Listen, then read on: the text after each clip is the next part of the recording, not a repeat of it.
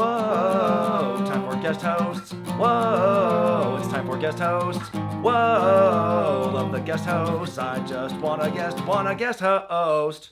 It's episode 17 of Guest Host Raw, the series where I look at every episode of the guest host era of Monday Night Raw. And as we are less than 1 week away from the first Bragging Rights pay-per-view, the first of two they would ever do all time, we have got a big episode here on our hands as one of WWE's most beloved celebrity participants, somebody who currently sits in the celebrity wing of their Hall of Fame, is hosting this week's show. I'm talking about the rap legend, the multi-platinum recording artist Snoop Dogg is in the house. This show takes place on October 19th, 2009 from the Jacksonville Veterans Memorial Arena in Jacksonville, Florida. And like I said, we are on the road to bragging rights, just days away at the time of this video, which means that over on the channel here, or more specifically, the Wrestling with Regret Patreon page, we are getting ready for another live watch along. And so if you join us there on Sunday, March 15th, Mr. Ooh La La and myself will be doing a live watch along of the inaugural Bragging Rights show, and you'll be able to join and watch along with us as we react to what is sure to be a great chapter in the epic classic SmackDown versus Raw rivalry. The show gets down to business right away, introducing the guest host of the evening, Snoop Dogg, rolling into the arena in a pink Cadillac alongside the Bella Twins and Eve Torres. We're going to see them hanging around him all evening, and he's there to promote his new single, a part of his new album, Malice in Wonderland, and we see some signs saying like Raw Shizzle, that sort of thing. Get ready for a lot of folks trying to, copy that style of speech from Snoop Dogg. I'm not going to resort to that. You will not hear me try that. Sorry. They do a little dance in the ring, and then Snoop opens up by, welcoming the audience. He says what a great honor it is for him to be guest host because he's such a huge fan of WWE, a huge fan of Raw, and then he just goes, oh boy. And then he says, he knows that Raw is going to embarrass the hell out of SmackDown at Bragging Rights. And he says, I also heard it might be John Cena's final night on Raw. And so I decided we're going to send him off in a big way with his possible final Raw match against Triple H. And then he says, well, I knew it wouldn't be fair if Randy Orton didn't wrestle, so I'm going to put him in a match as well against the guy who pinned him last week, Ted DiBiase. Well, that's hardly fucking comparable, is it? Like, oh, you're putting John Cena up against one of the most storied, decorated stars in WWE, multiple-time world champion, the Game, the God King or whatever, and then you're putting Randy Orton, John Cena's opponent for on Sunday in the Iron Man match against, Ted DiBiase, It's not the fucking same. And then Snoop says there's going to be a match between co-captains tonight where you got Chris Jericho going against Shawn Michaels. And then he introduces D-Generation X.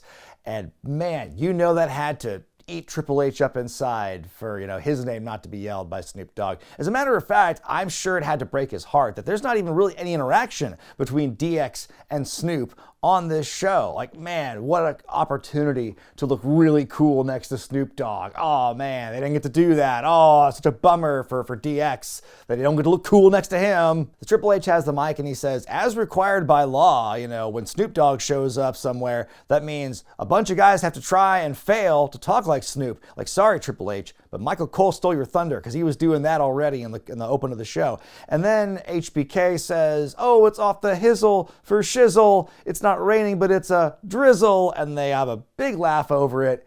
And then Triple H is like, we're so white. Like, yes, we get it. Thank you. And of course, that's not the last time that exact joke is going to happen where somebody on the show tries to do the hizzle for shizzle or whatever. And then, oh, you're so white for saying that. Like, come up with something new. They say, now it's time to get serious because we have assembled a team that's going to beat Team SmackDown on Sunday. They show a picture of Team SmackDown on the screen, and it's, Chris Jericho, Kane, Crime Time, Dolph Ziggler, Drew McIntyre, and Eric Escobar. Oh boy, don't get used to seeing or hearing his name for much longer, as a matter of fact. So then there's this joke that comes up where Shawn's like, hey, didn't you used to have a thing with Kane's ex-girlfriend? And Triple H is like, yeah, she was boring, a bit stiff. I kind of ruined a guy's career, but whatevs. And they say about Dolph Ziggler, he's the guy who introduces himself all the time. And Triple H goes, I still don't know his name. And then he says, I don't know who the other two are. It's so ironic, the idea of Triple H kind of burying a baby Drew McIntyre right now in 2009.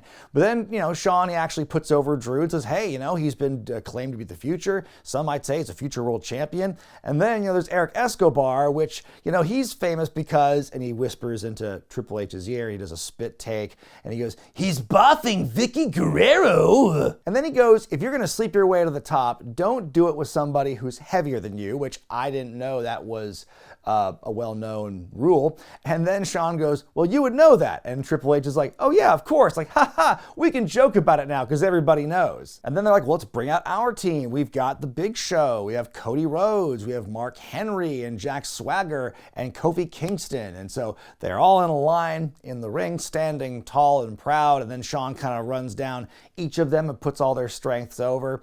And he says, look at this massive humanity here in the ring. And I kind of expected him to go, no way, he's turning on us this Sunday. And then he's putting over Mark Henry. And then Triple H just shouts, Kool-Aid. And that's not me like, making fun of the voice. That's literally how he says it. Kool-Aid. And then Shawn puts Kofi over as a former Intercontinental and U.S. champion. Jack Swagger, I might not like you, but I gotta respect you for being an all-American. I thought that was pretty funny. So then Shawn looks like he's gonna fabe Cody at the end of the line, and Cody gets kind of mad about that. But that was something that crossed my mind in that moment. Didn't you guys just have this big, brutal, 3-month feud, spanning 3 pay-per-views that ended in this brutal Hell in a Cell match with Cody getting stretchered out?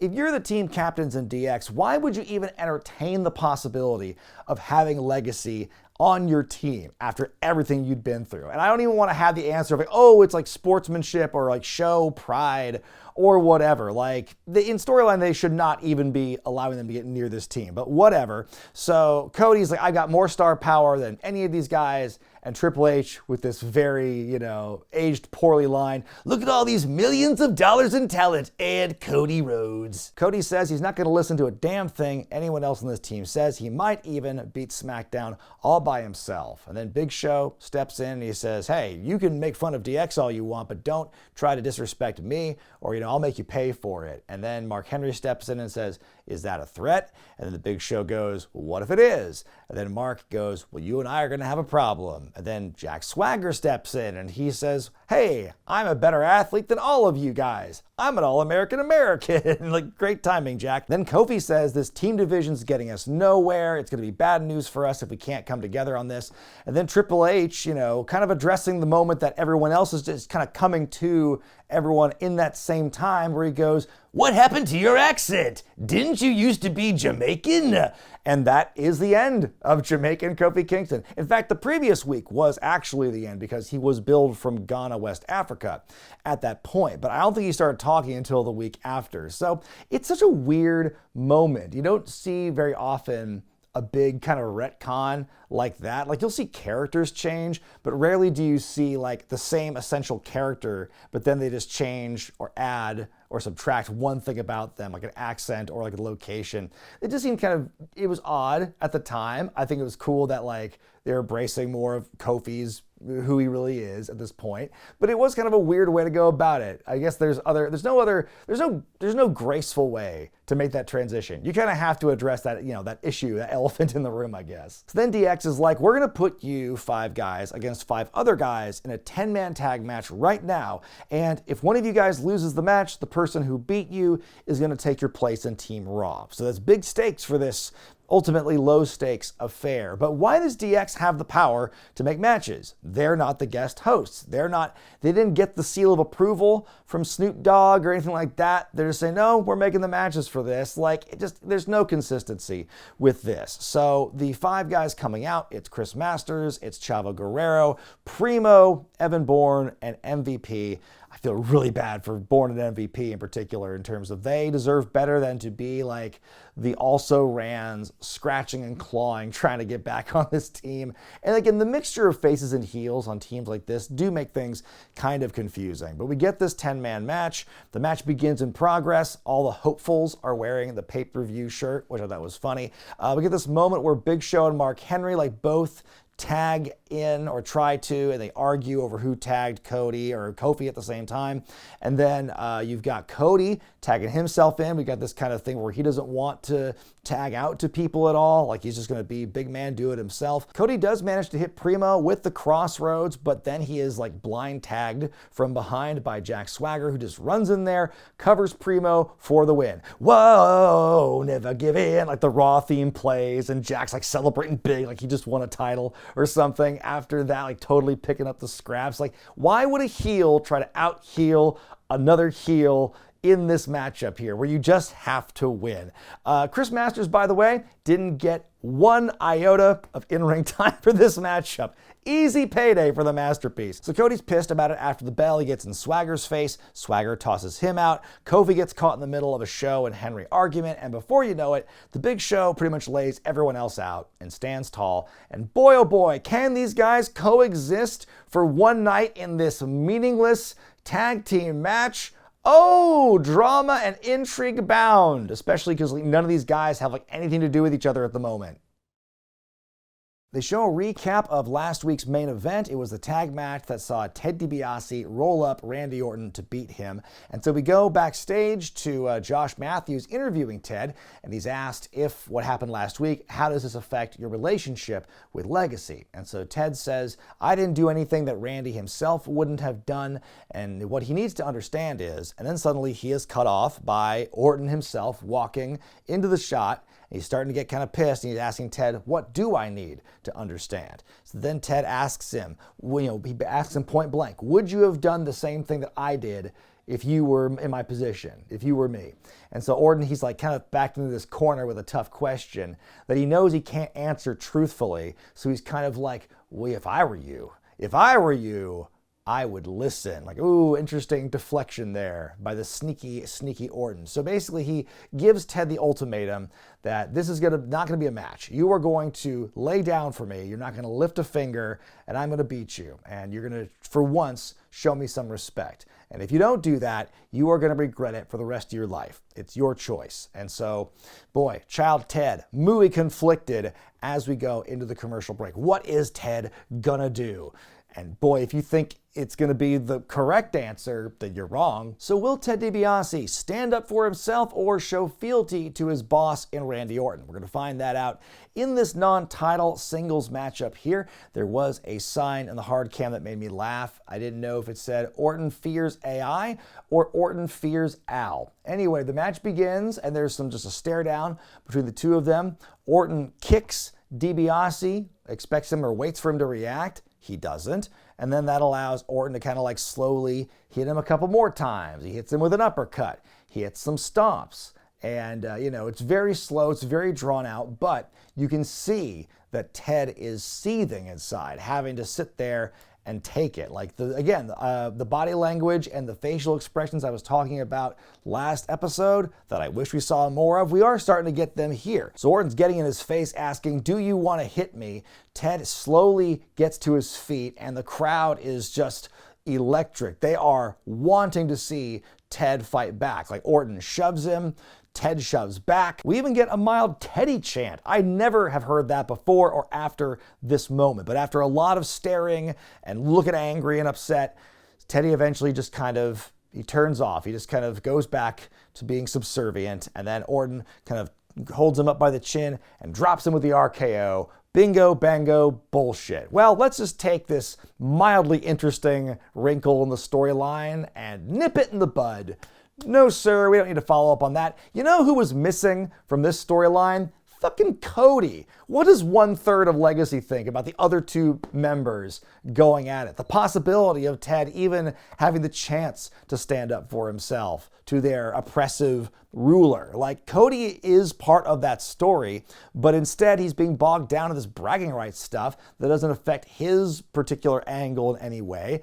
Like, God forbid a wrestler be involved in more than one story. Would have been helpful if he showed up for this pre-match segment to get his take on it, or maybe a post-match. But nope, they just don't have any of that. And this feels like it should be a much bigger deal than it is. Like, the stable featuring the top guy in the company coming apart at the seams finally, it's just another fucking thing. They show some players from the Jacksonville Jaguars sitting at ringside, and then we get a sneak peek of Snoop Dogg's new music video for his new single, Gangsta Love. And wow, that sure looks cheap, but maybe that is the point.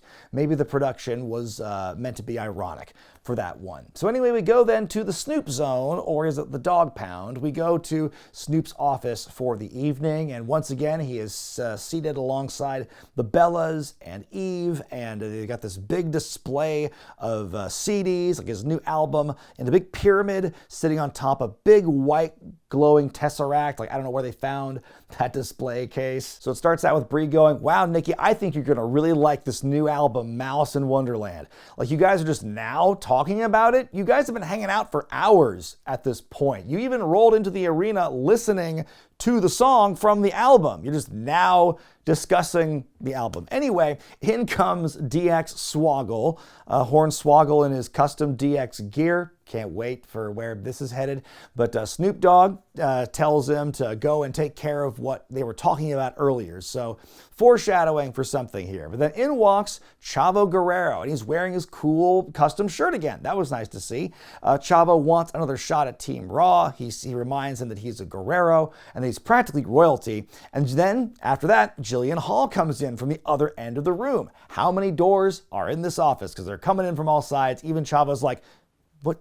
He didn't know where she came from. So then she says she wants a Divas title rematch. And then, hey, check me out, Snoop. And then she sings the chorus to Gin and Juice really badly. And then Santino Marella comes in and he's looking like fucking nightmare fuel because they put him in a bald cap and gave him like a curly Q hair to make him look like Charlie Brown. And folks, I don't care who does it, anytime you try to 3Dify the Peanuts characters, or God forbid, have a live action real actor in makeup to look like a Peanuts character, never ends well. Never goes well. This is gonna haunt my dreams. So I'm guessing these guys had an interaction at some point in the past because, Santino goes, a couple of years ago, I know we got off on the wrong foot, so I wanted to start from scratch. I even dressed up like your good friend, Charlie the Brown. I do like the fact that he thinks that Snoop Dogg is literally like Snoopy the dog.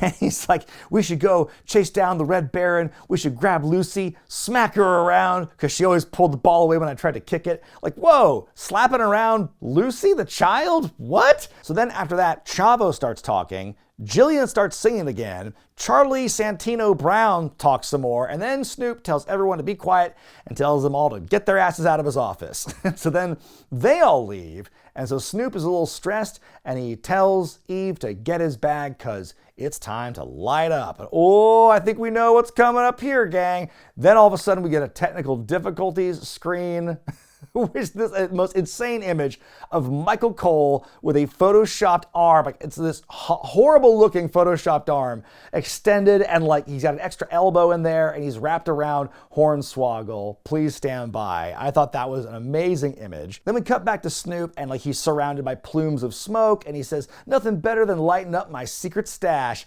of scented candles. And the camera zooms out to reveal like some candles they probably stole from Trish Stratus's office a few weeks ago, and some incense, and he's like blueberry, autumn leaves, cinnamon roll, and my favorite, fresh cut grass. Like, look, those 4 candle smells together sounds disgusting. I know that's a great way to disguise the smell of weed, is by lighting those 4 candles. And then Charlie Brown, Santino, sits down next to them and just goes, good grief. And like, that was the punchline. Holy shit, this skit was nuts. There was so many moving parts to it here. There's way too much going on. And boy, nothing says PG era like cheesy, half-hearted weed jokes. I guess like if you're gonna book Snoop Dogg for anything, weed jokes are unavoidable. So credit to them for that's how they figured out how to get around it. But like, boy, once you've done that, what's left in the chamber for when Cheech and Chong eventually host this show? And then we go back to the announce team, and like Cole's got his arm around Lawler, and it looks even more awkward than the technical difficulties screen.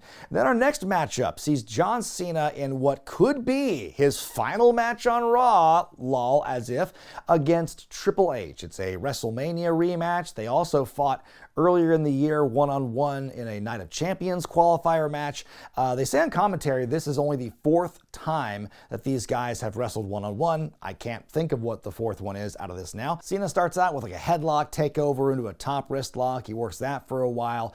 Triple H comes out of the corner with a big clothesline. That's how he takes over. He goes for a pedigree. John fights out of it and like whips him into the corner, and Triple H does that flippy, that trademark bump he does out of the ring, which is fine, but it's like, I love how little Cena actually pulled him. Like, he barely did anything before falling over. Like, wow, Cena is so strong to get Triple H to fly out like that. We come back from break, and Cena's getting worked over for a long time. Like, Triple H seems to have the answers for everything John is doing. He dodges a shoulder tackle, he slips out of a face buster. Cena locks the STF in at one point, but Triple H is able to fight out of it. He hits the pedigree. Cena kicks out of that, and then Triple H kicks out of an AA. We get a sharpshooter by Triple H, and Cena grabs the ropes. We get another AA kick out, we get another pedigree kick out, and then we get Cena going for the big sit. He misses. Triple H hits his third pedigree to win the match. And boy, sure was nice for him to get his win back after WrestleMania.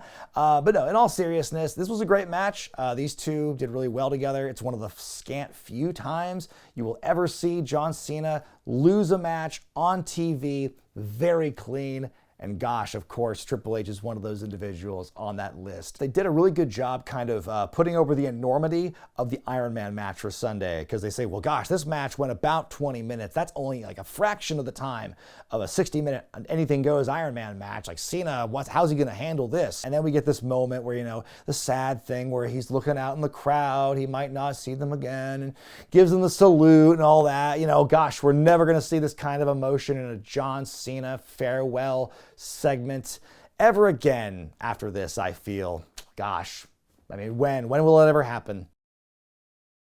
We go to the WWE Slam of the Week, and it's actually a talkie segment from the previous SmackDown. They had The Miz and John Morrison doing a championship edition of the Dirt Sheet. Now they're broken up, but they're now individual champions on their respective brands. They were throwing barbs at each other. They're going to be facing off at the pay-per-view, and they were calling each other, which one of us is the Janetti, basically. And so that's a slam, isn't it? So we go back to live. The Miz is making his way down to the ring to take on TJ Perkins. Yeah, young TJP's in the ring with him. That's kind of interesting. They're using like SmackDown vs. Raw 2010 footage to help promote the pay-per-view. And I love the fact that for the Morrison and Miz simulation, like the Miz's model hasn't been updated. So it's like the cap and the shirt. Oh, that's sad. Before the match can begin, Snoop Dogg shows up on the screen and he says, hey, Miz, when you were talking trash about Marty Jannetty last week, that was really bothering me. Like, why he is so like gung-ho Team Marty? I'm not quite sure, but he's like, so I'm going to make him your opponent tonight. What? Okay. Out of nowhere, Party Marty just shows up. He comes out. I mean, Marty Jannetty and Dustin Rhodes have to be like in the running for the most hirings and firings in that company over the course of time. I don't know if this is Marty's like fourth or fifth comeback, but it's so random that he's just thrown in here that it was all built on the basis of like the Jannetty argument, you know, from Friday. Because then they're saying on commentary, whoa, if the Miz isn't careful, like, he could be looking into the mirror. He could be the Jannetty of his group. Ha ha ha. Like, well, that's kind of fucked up. You brought Jannetty back and you're already using him as the whole butt of the joke. Marty does manage to get like this early pinfall attempt. Like, he's looking really good early on. The fans are chanting Marty. Like, it's getting over. But Miz clotheslines him and Marty with this great backflip bump, which was great. Marty fights out of the hold. He starts doing all his signature comeback moves. He's going for the rocker dropper, but Miz fights out of it, hits the skull crushing finale to win. You know, I thought it was so random that like Marty Jannetty of all people could come back onto the show. I like the surprise of it. I mean, it ultimately just kind of goes nowhere, but it's nice they like did that. Like, wow, what a shock. Like the guest host actually does something that is outside the norm, and it's not just Hornswoggle and Chavo for the 40th straight week. Yeah, do something crazy. Bring Marty Jannetty in. Like, that's fine. I don't care what you were smoking. They show another plug for SVR 2010, and man, bless that intern, that poor unpaid intern who did their best making a CAW of Snoop Dogg for this spot. The next matchup is for the Divas Championship. It's a rematch from last week after that big Divas title debacle where Melina came in, traded from SmackDown. She is now defending the Divas belt against Jillian, who was champion last week for all of 2 minutes. And she's been seconded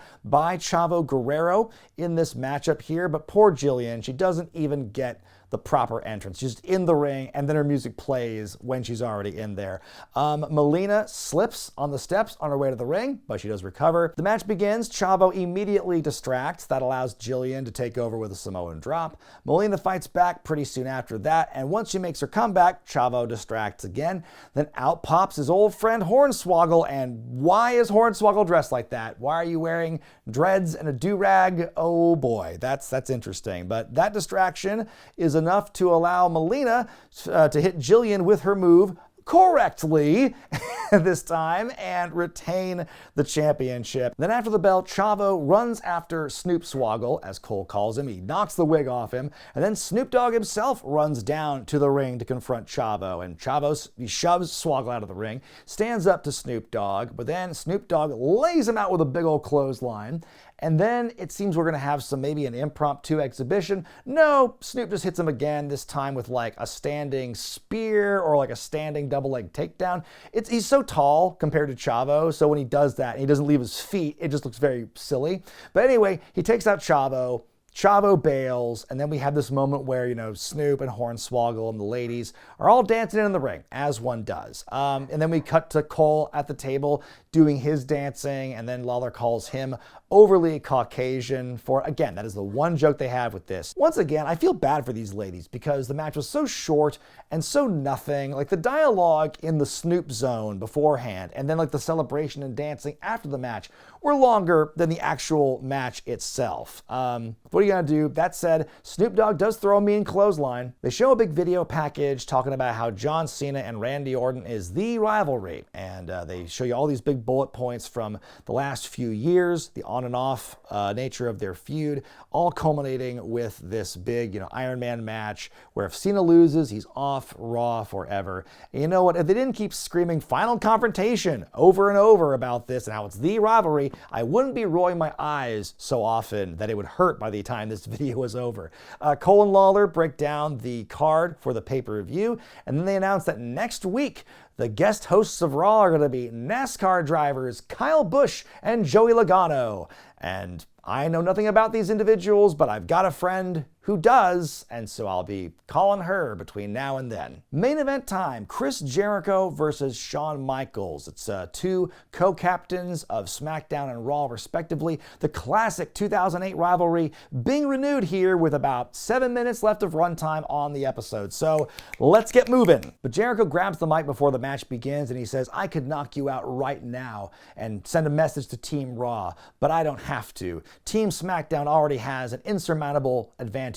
Me as their team captain. And so then the trap is set, and before you know it, one by one, we start seeing Team SmackDown members make their way to the ring. We've got Crime Time coming through the crowd. Then we have Kane and Drew McIntyre and Eric Escobar making their way through the crowd as well. It's weird seeing Kane wear a SmackDown t-shirt. And boy, Escobar, get a good look at him, folks, because I'm pretty sure he's never showing up on Raw again, or SmackDown for that matter. And Jericho says, well, your team has been arguing like petulant little children, and suddenly DX's music plays, and then we see Triple H come out, but he's not alone. All the remaining members of Team Raw follow him to the ring, and now we've got that 7-on-7 face-off in the ring, and boy, that dissension thing they were pushing earlier in the show, that seems to have evaporated. No more dissension. It's all raw for Raw at this point.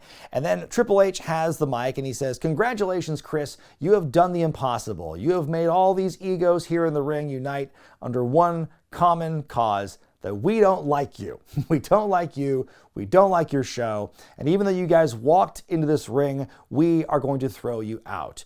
Suddenly, Vickie Guerrero comes out. She is the kayfabe girlfriend of Eric Escobar, and I guess quasi-authority figure in case of emergency, break glass. Vickie Guerrero comes out and makes a match or something. So Vickie comes out and she says, this is not going to happen tonight. I see what's happening here. We're not going to have a fight here. So Vickie wants Team SmackDown to leave the arena, and then Triple H is like, you hear her, Chris, leave. And then he's like, you don't want to get in any trouble. Oh wait, you already are in trouble because you guys might work for Vickie Guerrero, but we don't. And a big brawl is on. It's a Donnybrook, and folks, we're out of time. The show fades to black mid-fracas. And okay, as little as I care about these teams and their reason for fighting, I'm always down for a big, crazy brawl to close out a wrestling show. Sometimes you got to do that, and I feel, especially during this time, WWE did not do that. This was probably the most exciting close for a Raw we've had in the 17 weeks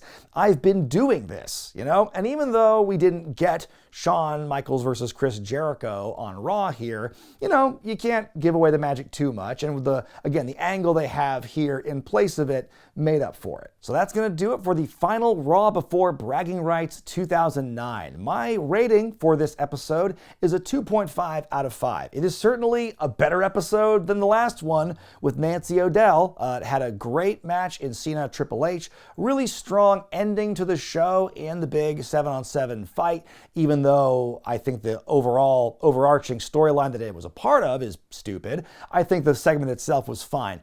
Did this show get me at all excited and jazzed for bragging rights?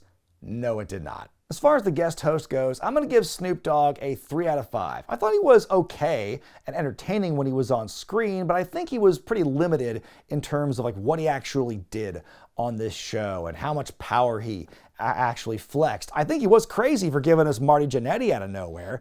That I'll give him style points for. And hey, you know what? We were spared what felt like an inevitable interaction with DX and Snoop, so I'm glad we didn't get that. It was kind of a middle-of-the-road thing, but hey, Hall of Fame-worthy performance. I thought Snoop was a little above average on this one, no shade to Mike Sanders, so that's why I'm going to rank Snoop 8th of all time, 17 weeks into the all-time rankings, just between Cedric the Entertainer and fellow candle enthusiast Trish Stratus. Well, what did you think of this episode of Raw and Snoop as guest host? Let me know in the comment section below. Don't forget, Sunday, March 15th on the Patreon page, we'll be doing a live watch-along of Bragging Rights 2009 to get us in the mood for the next episode of Monday Night Raw. One night after the pay-per-view, what's going to happen with the WWE Championship? And what's going to happen when NASCAR drivers Kyle Busch and Joey Logano drive their way into Monday Night Raw to host things? You're going to have to find out in 2 weeks. Until next time on Guest Host Raw.